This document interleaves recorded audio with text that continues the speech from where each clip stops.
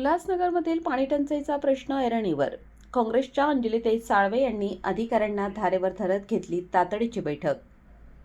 शहरात पाणी पुरवठा व्यवस्थित होत नसल्याने काँग्रेस पक्षाच्या विरोधी पक्षनेत्या अंजलीताई साळवे उल्हासनगर महानगरपालिकेच्या हद्दीत असलेल्या कुर्ला कॅम्प, गुरु नानक स्कूल परिसर, पितामह रामजी आंबेडकर नगर, 10 चाळ, समतानगर, सुभाष टेकडी परिसर, राहुल नगर, नेताजी चौक परिसर, लाल साई बिल्डिंग जवळील परिसर या ठिकाणी तसेच प्रभागातील आजूबाजूच्या परिसरामध्ये वेळेवर पाणी पुरवठा मिळत नसल्याने स्थानिक नागरिकांच्या तक्रारी येत असल्याने आज दिनांक 27 मे 2026 रोजी उल्हासनगर महानगरपालिका पाणी पुरवठा विभागाचे संबंधित अधिकारी श्री बुडगे साहेब तसेच अशोक घुले यांच्या समवेत उल्हासनगर महानगरपालिका कार्यालयात बैठक घेतली व पाणी पुरवठा सुरळीत व्हावा याकरिता चर्चा करण्यात आली.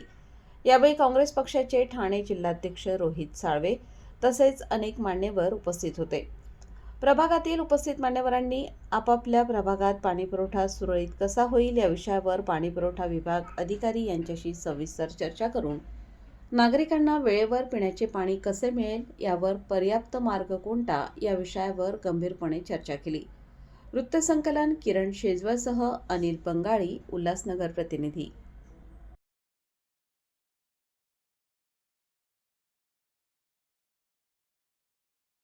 बैठक झाली तर काय विषय होता आणि का निर्णय झाला?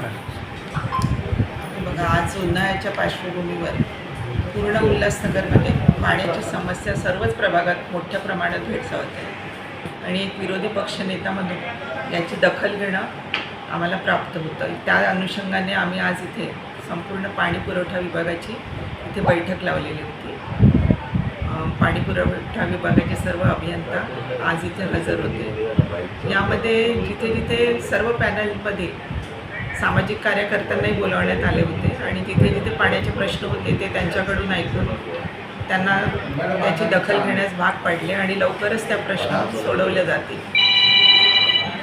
उल्हासनगरमध्ये सगळीकडे पाण्याचा वेळेचा मोठा प्रॉब्लेम आहे आणि MIDC कडून पाणी अनियमित येत असल्यामुळे तसेच पाण्याचा दाब अतिशय कमी असल्यामुळे सर्वीकडे प्रॉब्लेम होते आहे. म्हणून त्या अनुषंगाने आज आम्ही सर्व अभियंत्यांना त्या सूचना देण्यात आल्या. तसंच इथे आपल्याला माहिती आहे की आपल्या स्वतःचा पाण्याचा सोर्स नाही आहे, तर तो पाण्याचा सोर्स लवकरात लवकर कशा प्रकारे डेव्हलप करण्यात येईल त्या अनुषंगाने आम्हीसुद्धा वरच्या स्तरावर पाठपुरावा करणार आहोत जेणेकरून इथला प्रॉब्लेम आपल्याला सॉल्व करता येईल. की 2016ला 4 नंबर 5 नंबर विभागाला 52 MLD पाणी येत होतं. 52 MLD येत असताना 16-17ला जी पाण्याची संकट आली त्यामुळे सरकारच्या महाराष्ट्राभर जो धोरण होतं त्यामध्ये सर्व शहरात पाणी कमी कपात करण्यात आली. तर ते 52 MLD पाणी 38 MLDला करण्यात आलं. पण आता 2016-17 नंतर आज 2026 आलंय, 38 MLDच पाणी 4 नंबर 5 नंबरला भेटत आहे. त्यामुळे पाण्याची समस्या जास्त आहे आणि त्यानंतर एवढ्या वर्षात लोकसंख्या देखील वाढलेली.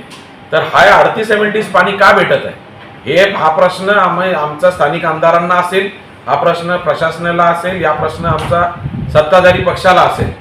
तर यामुळे हे 38 MLDचा 52 MLDचा हा अन्याय हा महानगरपालिकाच्या माध्यमातून शासनाच्या माध्यमातून 4 नंबर 5 नंबरच्या लोकांनी का फेस करावा यासाठी आम्ही आता शासन स्तरावर लढू, वेळाला रस्त्यावर उतरून लढू आणि सभागृहात पण लढू.